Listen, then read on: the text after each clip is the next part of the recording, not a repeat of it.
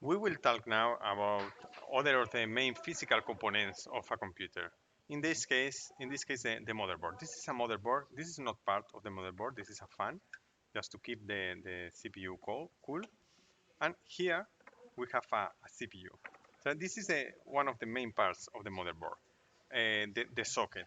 Inside the socket is where we place the CPU. This is the CPU. This is not part of the motherboard either. So this is the CPU, and each CPU model has a different set of pins and a different kind of socket. So your motherboard should be compatible with the socket you want to install, and not only in the physical connector, but in some specification, because each CPU has different specification, and the motherboard must be able to support it. So here, the CPU and the motherboard implements. Do you remember von Neumann's architecture? In the motherboard, the motherboard is the component that implements the system uses. So it communicates the CPU with the rest of the components of the system. Here, I don't know if you can appreciate it. You have the little trails, some little trays here. Maybe in the other side, it will be easier to, to see it. Okay, here, for example, this is the memory, and you have a lot of trails connecting the CPU with the memory, and a lot of trails here connecting the CPU with the expansion slots and high speed expansion slots. So it communicates the CPU with the components. And the other components of the motherboard is this. This is the memory socket.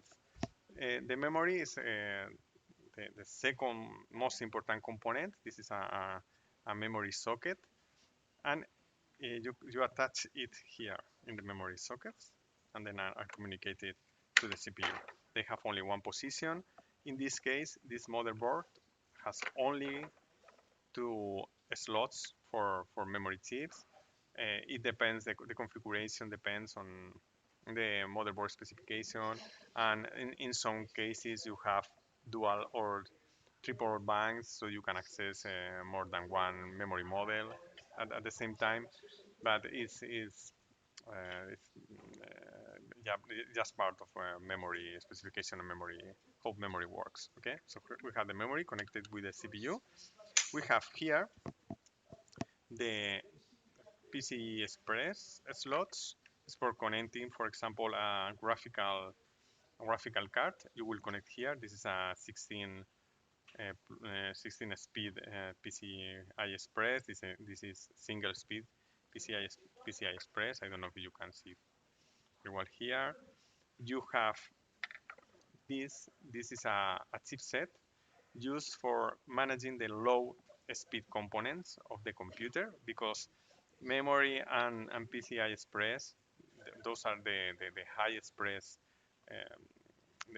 components, and they are controlled by the chip directly, because they were controlled by a chipset in the motherboard before, but it was slowing the access to the components, so they integrated it into the chip. In this case, we are talking about an Intel architecture.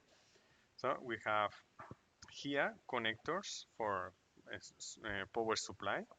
The motherboard carries the power supply to the chip and to the rest of the components connected.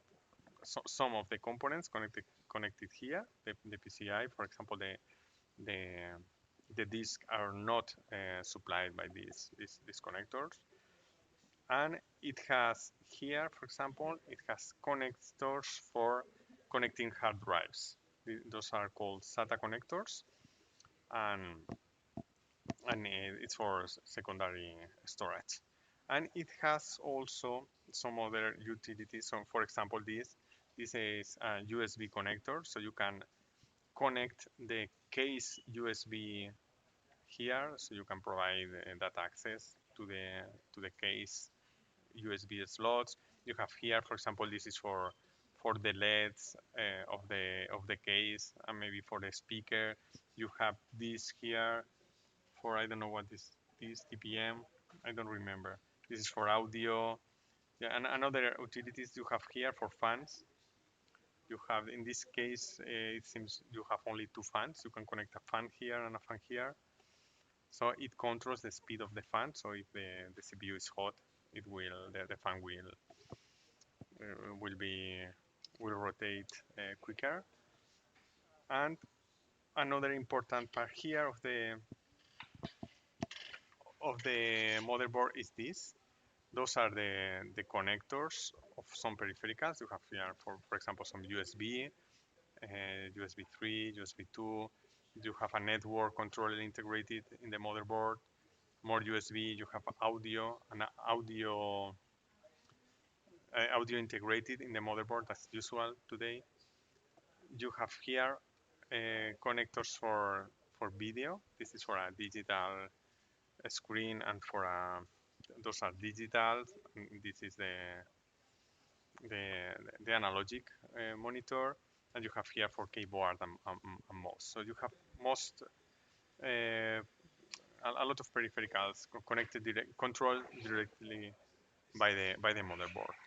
And you have here another component.